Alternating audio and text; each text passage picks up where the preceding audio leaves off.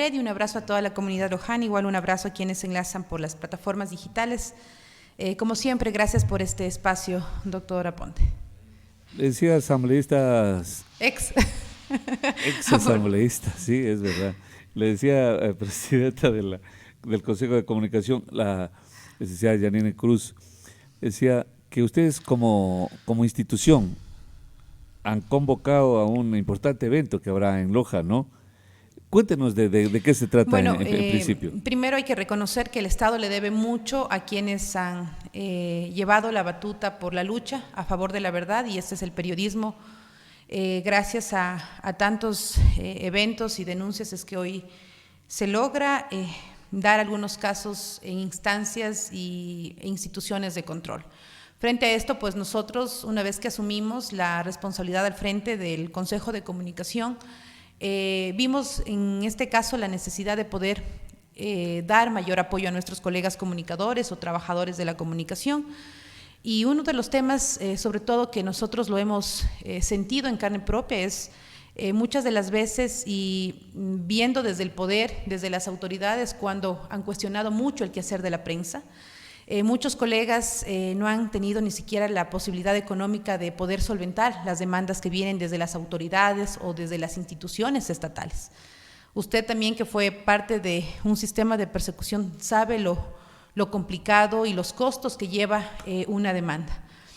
Una situación que hemos evidenciado es que es distinto lo que suscita a nivel nacional con periodistas que tengan quizás mayor cobertura, exposición mediática, que otros casos, como por ejemplo en nuestra provincia o sectores fronterizos, donde los comunicadores o quienes ejercen esta noble profesión se encuentran totalmente abandonados. Es por eso que se va a firmar el día jueves el primer convenio con la Defensoría Pública. Nos acompañará la Autoridad Nacional, el Defensor Público, que de oficio sea esta institución quien ayude a velar y obviamente sobrellevar el tema de la demanda a favor de nuestros colegas, con la finalidad de que sean parte obviamente de poder apoyar. Qué interesante, licenciada, le comento, como usted bien lo dice, ¿no? Y lástima que tengamos que hablar de temas lacerantes para la comunicación, para los derechos humanos. En alguna ocasión me tocó pedir ayuda a la Defensoría Pública y no cumplí los requisitos. Fíjese usted, en alguna vez no cumplí los requisitos, pero oídmelo bien, no cumplí los requisitos. Dijo, no, era sobre este tema de las audiencias. No, dijo, de ahí nosotros tratamos, solo podemos ayudar a esto. Y sin embargo, en una audiencia en la que yo no tuve conocimiento, pidieron la asistencia de la Defensoría Pública. Así es. Asistieron y lo hicieron muy bien. Uh-huh. Fíjese usted, por eso vale la pena lo que usted está diciendo. Para los periodistas es extraordinariamente importante, útil. En un momento, porque usted habló de los costos que constituye la defensa. No, el proceso en sí, la justicia, quería decir yo, es gratuita, dice. No, pero a la hora de la verdad usted tiene que gastar. Así es, por eso es que nosotros también tenemos que agradecer a la apertura que nos dio la Defensoría Pública a nivel nacional y por supuesto también a las autoridades a nivel provincial, a la doctora María Cristina Meneses, que también ha sido vital justamente el poder llegar a un acuerdo en pro y defensa de la verdad. Nos ha llamado la atención, doctora Ponte, que en las últimas semanas, sobre todo meses, ha existido un incremento de amenazas a los periodistas. Y un caso puntual que sí nos ha preocupado es lo que se aconteció en la provincia de Los Ríos a raíz del tema de Big Money, temas totalmente cuestionables, y muchos periodistas por miedo no presentaron las denuncias en la fiscalía, pero es un acoso permanente donde se enfrentan obviamente a investigar o a criticar esta clase de negocios totalmente cuestionables. Y también uno de los casos que fue a nivel nacional, una coyuntura mediática fuerte en la pandemia, cuando la periodista, y lo voy a decir con nombres y apellidos porque fue mediático, Diana Monroy se expuso en dar muestras de cómo se llevaban los procesos ilícitos de adjudicación de medicamentos. Ella se enfrentó a un grupo muy fuerte de personas con poder, y mire lo que es lamentablemente la falta de justicia en el país. Lamentablemente las denuncias de ellas se quedaron en simple denuncias y los autores o personas involucradas están libres. Entonces, esto nos permite a nosotros entender que si nosotros no damos un paso firme a favor de la prensa o de los comunicadores, pues nadie lo va a hacer por nosotros, y desde este espacio estamos haciendo todo el esfuerzo para dejar un precedente importante, y qué mejor de la mano para poder darles a nuestros profesionales de la comunicación, a nuestros comunicadores, a quienes dan obviamente su contingente para poder llevar grandes luchas a favor de la verdad. Y quiero dejar claro algo. Los comunicadores sociales y quienes tienen la voluntad del quehacer periodístico son considerados como defensores de derechos humanos, porque ellos son los responsables en darnos a conocer a los ciudadanos en qué circunstancias se encuentran el estado, por ejemplo, de las instituciones públicas, si se violentan o no nuestros derechos, y es por eso que nosotros hemos evidenciado también la importancia de tener un sistema de protección para garantizar el trabajo periodístico. Muy bien, ¿y de qué manera se está ayudando a la protección de los periodistas a través de esta institución como es el Consejo de Comunicación? ¿Qué procesos se quieren implementar, aparte del que usted ha mencionado? Bueno, yo tuve la posibilidad de llevar a cabo la reforma en el año 2019 de la Ley Orgánica de Comunicación, y se dio un hecho doloroso cuando asesinaron a los 3 colegas del comercio. Así es. Frente a esto nos visitó en aquel entonces el relator por la libertad de expresión, que era Edison Lanza, donde él hablaba de la necesidad que el Estado tiene que garantizar y proteger la vida de los periodistas. Así que a raíz de esto, pues se creó en la ley la posibilidad de un sistema de protección, pero lamentablemente esta institución, el Consejo, no ha tenido una cabeza principal para poder dar decisiones y responsabilidad a varias instituciones del Estado. Por ejemplo, nosotros habíamos ya mantenido relaciones con el relator actual de la libertad de expresión, Pedro Vaca, donde habíamos pedido la asistencia técnica, porque en otros países hacen un mapeo de todo, obviamente todo el país, para conocer cuáles son las zonas rojas, y un periodista no puede lamentablemente ingresar sin acompañamiento o asistencia técnica. Por ponerle un ejemplo, en el caso de los periodistas del comercio, ellos cuando fueron a la frontera fueron solos, no hubo ninguna autoridad, ni policial ni militar, que advertía que ese sector no podía obviamente ser de libre acceso, y lamentablemente cayeron en manos de grupos subversivos, y ya sabemos cómo termina esta triste historia. Entonces nosotros estamos pidiendo la asistencia técnica para hacer un mapeo y poder socializar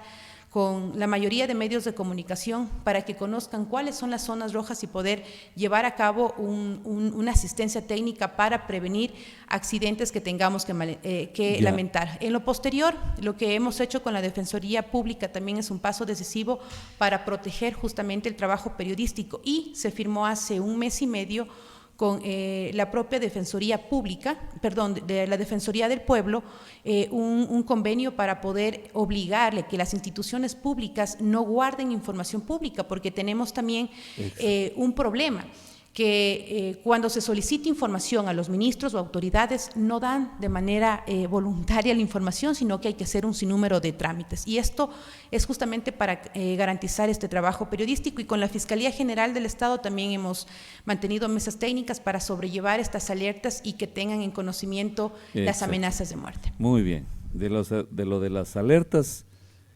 posiblemente voy a comentarle algo más adelante, pero ¿qué garantías, qué tranquilidad genera este gobierno frente a las libertades, frente a las garantías de los periodistas, frente al trabajo periodístico? ¿Hay más confianza en este régimen? Así es, sin embargo, no ha disminuido las amenazas a los periodistas. Hemos visto que hay un gobierno que ha sido claro en señalar de que no quiere tener ninguna ley que pueda sancionar, multar o perseguir a los periodistas, porque haciendo un análisis desde el año 2008 hasta el 2015, hubo más de 2.700 atentados contra la libertad de expresión. Y, por ejemplo, uno de los hechos que también ha marcado, sobre todo la hoja de ruta sobre la libertad de expresión, es la sentencia a favor del diario El Universo, con la persecución que fue parte el periodista Emilio Palacios. Eso nos da justamente el análisis de cuán costioso fue para la prensa o para los periodistas sobrellevar una demanda inclusive a instancias internacionales y cuántos años han pasado para entender que desde el Estado se tiene que garantizar. Por otro lado, nosotros también estamos en la espera de que la Asamblea pueda dar una ley de comunicación sin sanción, sin censura, sin una ley mordaza, pero sí dándole la responsabilidad del caso en sobrellevar en este país, obviamente con toda la libertad, el ejercer el periodismo. Veo que hay bastante sensibilidad, por ejemplo, en las redes sociales. Las redes sociales son parte de lo que piensa la sociedad. Si usted me pregunta a mí qué va a pasar a futuro con el tema de los medios digitales, primero no hay una definición clara en el país de lo que es un medio digital. Exacto. ¿Cómo tú puedes decirle a un medio digital cómo se puede constituir? Hay un sinnúmero de plataformas digitales, algunos los califican como pasquines digitales, otros medios formales, pero no podemos nosotros entrar en un debate de si se censura o no las redes sociales. Así que esta asamblea tendrá uno de los retos más importantes en poder sobrellevar justamente este debate y lo sensible que es hablar de la libertad de expresión. Muy, muy interesante. ¿Y la ley que está en debate a propósito? Son más de 4 proyectos de las diferentes bancadas que han presentado a la Comisión de Relaciones Internacionales. 4 propuestas. Más de 4 propuestas. No, Así pues. que entendemos que esto se tiene que convertir realmente en una mesa de diálogo con todos los sectores. Los medios de comunicación, periodistas, están obviamente preocupados también por la situación que se siente y que se evidencia en la Asamblea. Sin embargo, me parece que por la tranquilidad de la libertad de expresión y por la transparencia y combatir la corrupción es necesaria una ley que pueda garantizar la libre expresión, olvidándonos del poder censurar o juzgar. Pero más bien, pero el hecho de que haya esa proliferación de propuestas para esta ley de comunicación, que sería una nueva ley, nos da la idea de que nunca la concretarán, pues porque va a haber varios criterios claro, totalmente extremos. No va a haber consenso más bien en esto. El gobierno tiene una. En donde ha puesto obviamente en debate el tema de la despenalización de la calumnia. Y la mayoría de, bueno, eso ya está, me de parece. actores, exacto, pero de actores que han demandado a periodistas, viene siempre desde el poder o desde autoridades que ejercen un cargo público.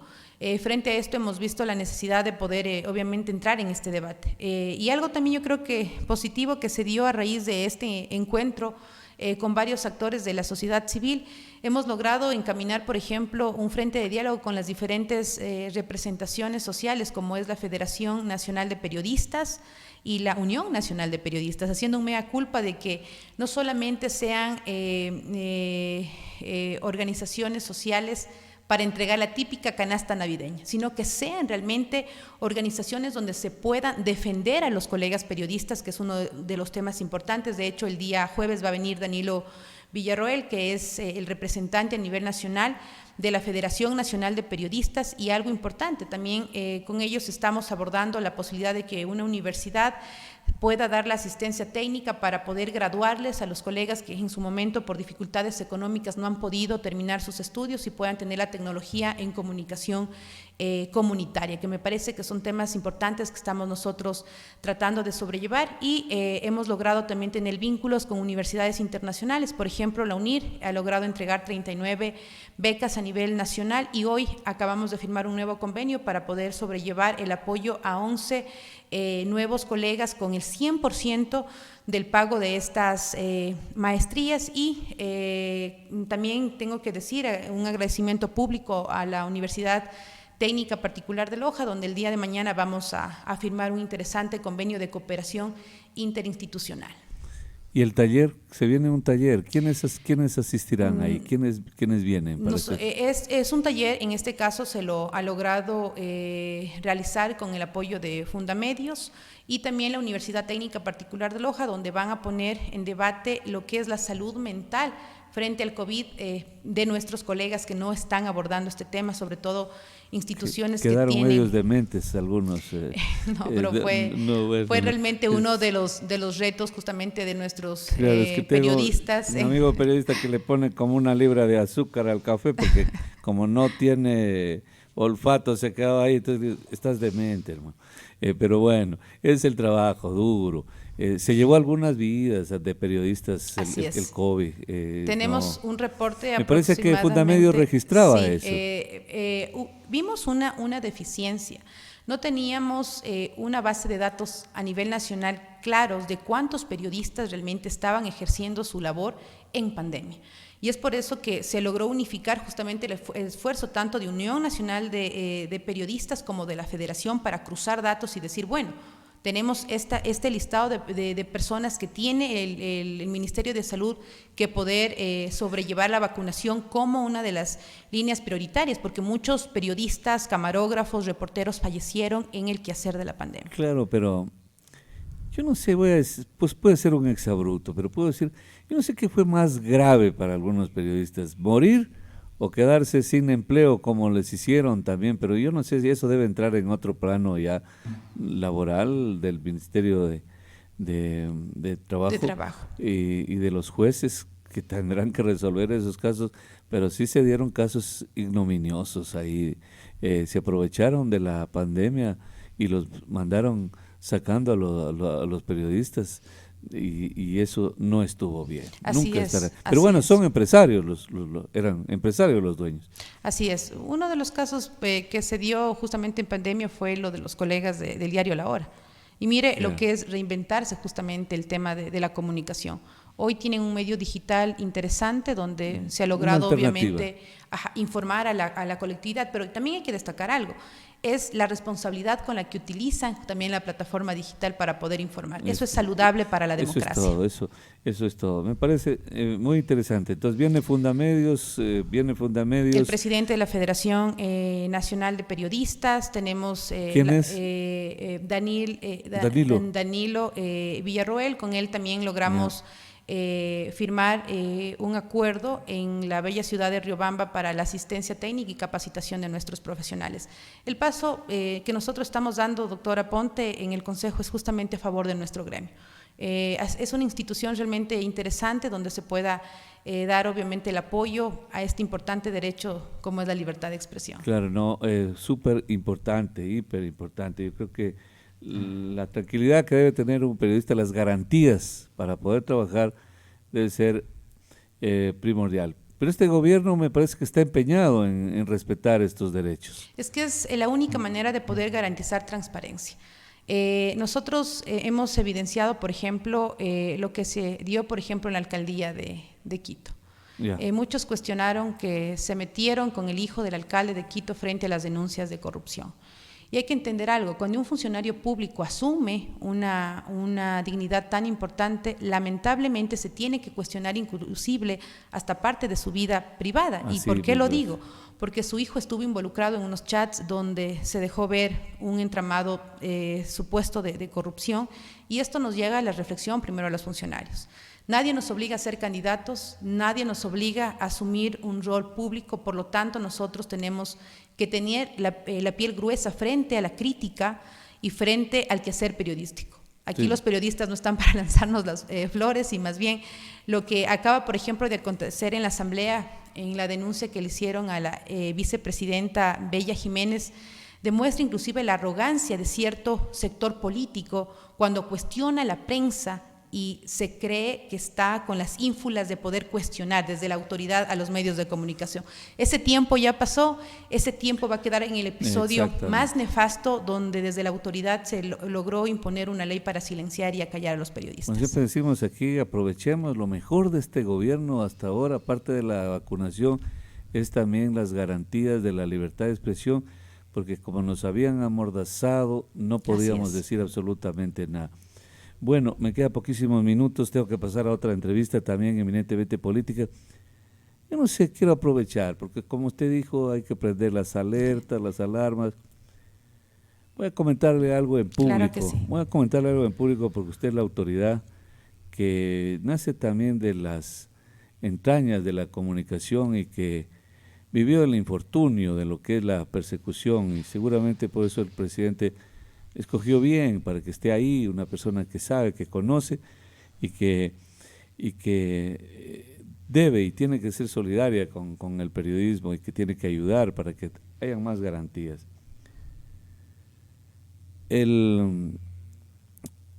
la persecución que yo llevo pues tiene, lo voy a hacer tipo personal, pero perdonarán, qué feo que es, qué incómodo es, pero debo contarles un asunto, ¿no?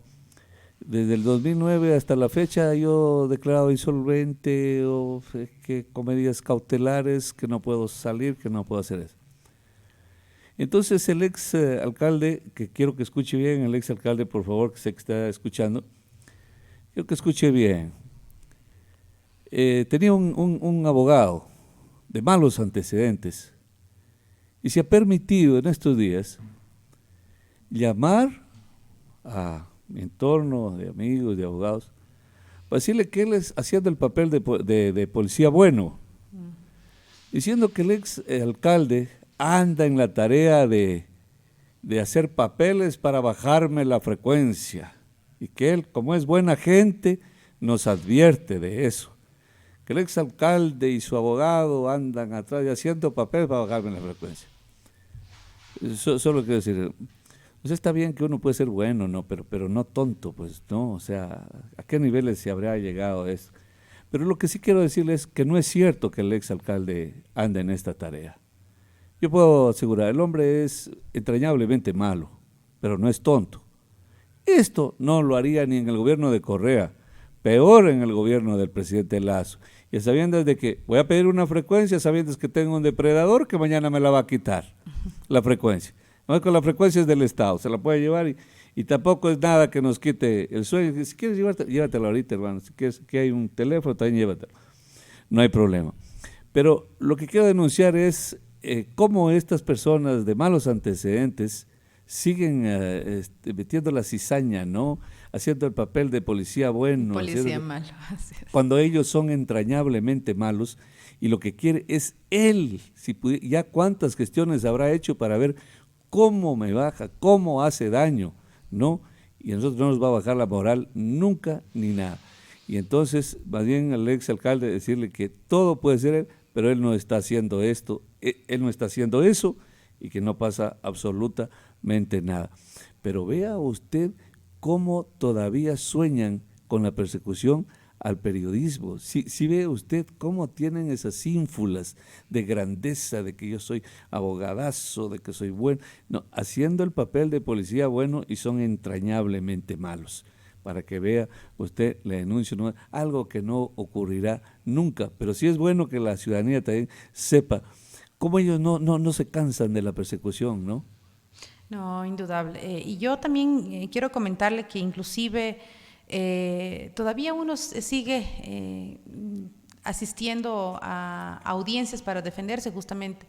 Lo complicado es que desde este personaje o actitudes muy similares tratan de silenciar, y lo que no entienden algo es que ese episodio tan complicado en contra de la libertad de expresión quedó en el pasado, pero para dejarnos grandes lecciones. Exactamente. Silenciar a un periodista es evitar que un ciudadano conozca la realidad. Exactamente.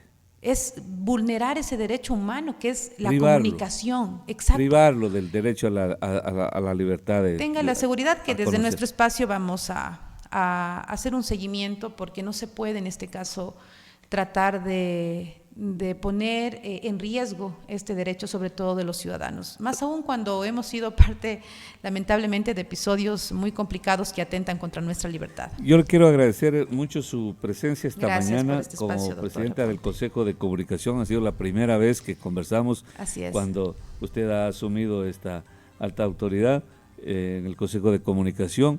Espero y deseo que le vaya extraordinariamente bien, que nos siga ayudando a los periodistas en nuestro diario trabajo, nada más. Vamos a estar atentos al taller, al desarrollo. Muchas gracias, doctora Ponte, y lo felicito, está muy bonito su estudio y qué bueno, como colega yo me emociono porque el hecho de que tenga este espacio también genera oportunidades para más colegas. Un abrazo pues a todos ustedes y gracias por este espacio.